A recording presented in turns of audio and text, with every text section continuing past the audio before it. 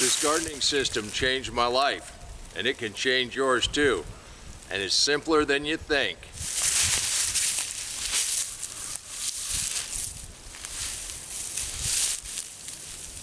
All you gotta do is just spread organic material on top of your garden. There's no tilling, almost no weeding. You reduce your watering. Now, I'd like to claim I had desires to change the world. I just had the desire not to weed anymore. Wanted to come out in the garden, grow a few things, and have them harvest before the weeds took over. That was my main motivation. And coming up on a farm in Wyoming, high desert, all irrigated, very sandy, we tilled, we made rows, we fought the weeds, we fought the bugs, we fought the summer heat. And as a little kid, I wanted nothing to do with it.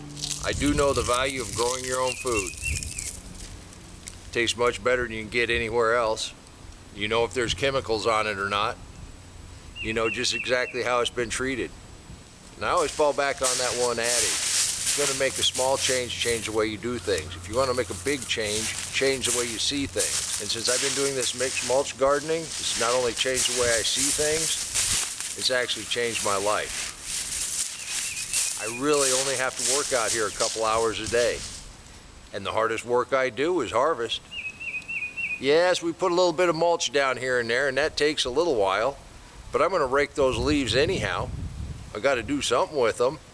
And it's actually easier if you just dump them out on your garden. Not only has this just gone from a mixed mulch garden where we don't have to till, we don't have to weed, we don't have to water much, but we've gone vertical. We're taking advantage of all the space that we have. I've quadrupled my production with less work. Let's take a look and see what this mixed mulch does. Right here is just leaves, but I've got some wood chips mixed in here.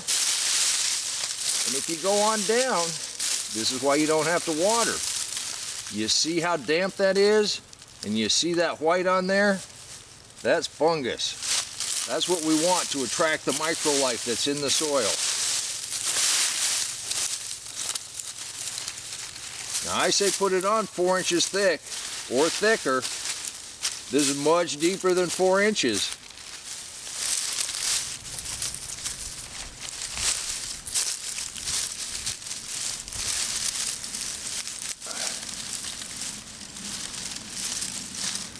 And just look at that soil. You can squeeze that together and it breaks right apart. There's life in there. Your roots can go down in deep, and it's just that soft.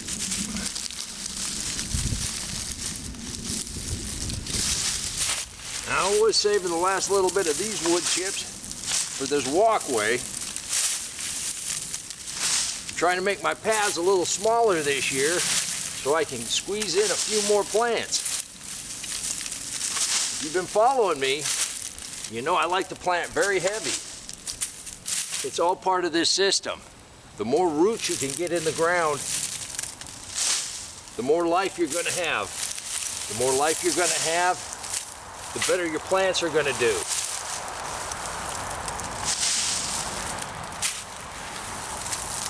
think I'll define that.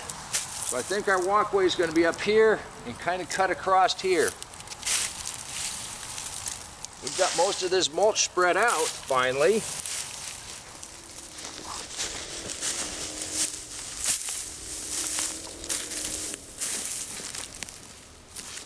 Well, I think we got a pretty decent little start to a path.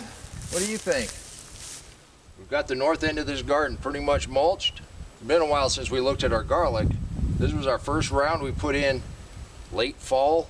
It went through some really hard freezes. Then we got round 2 and round 3 that we snuck in on.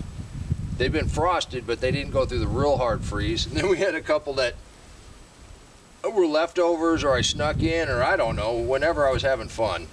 The cilantro's been uncovered all winter long. As it warms up, it's going to want to bolt, but we've been able to get some really nice cilantro off of that recently. As these get just a little bigger, and now that these are starting to grow, and I know that they had their frost time, I'll finish mulching back here.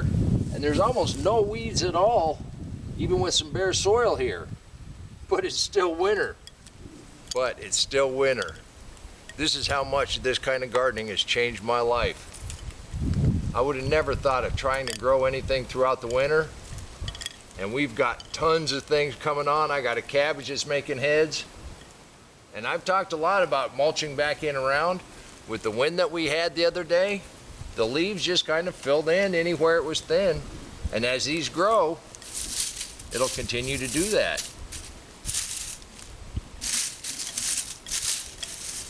You might have to come out here and uncover the crowns a little bit,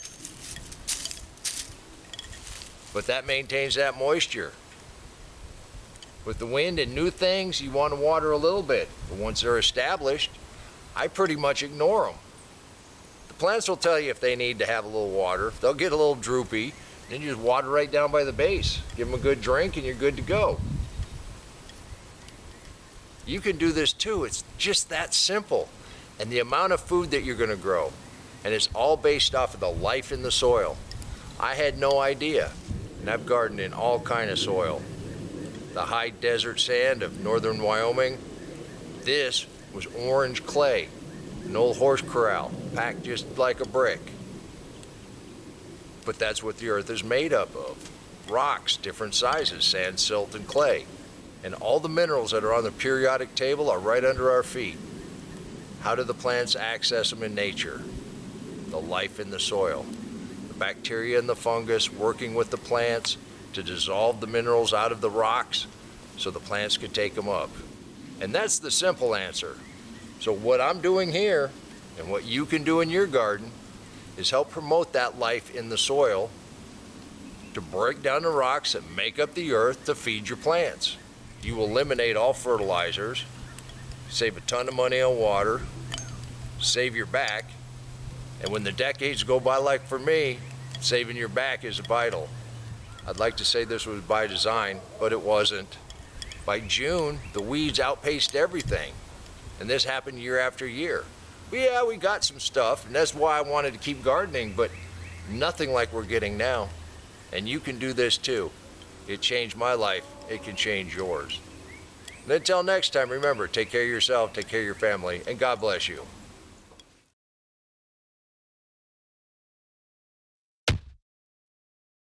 Come on, let's plant. Let's go plant garden.